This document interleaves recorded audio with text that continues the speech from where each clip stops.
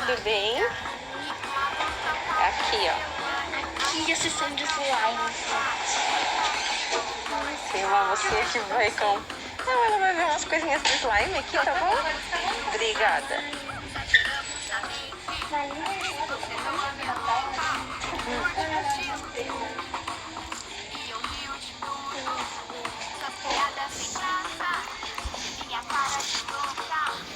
Ai, que cor linda. Ai, eu tô cansada, são muitas coisas.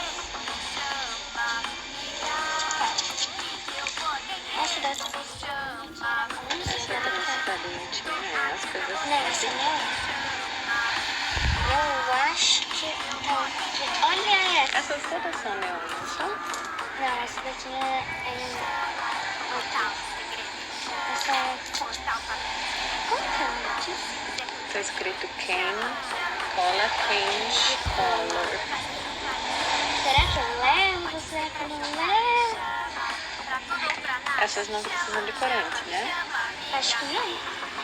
Não, elas ficam dessa cor, né? Sim. Aqui tá. A que você tinha outra vez era essa rosa, né? Pink, né? Então eu não vou levar essa.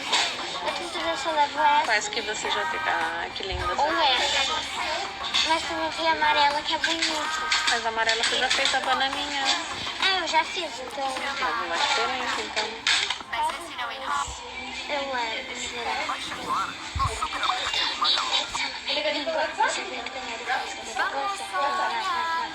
Ou eu levo só uma.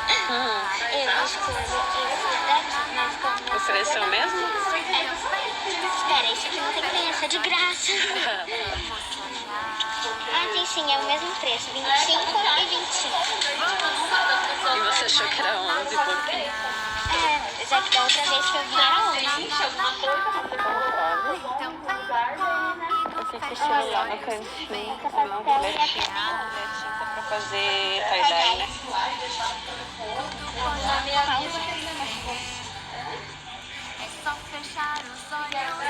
Então, gente, eu já escolhi. E o que eu escolhi foi essa miçanga, um atirador novo, espuma aroma de tutti-frutti, ela é rosa, espuma de caviar, e uma cola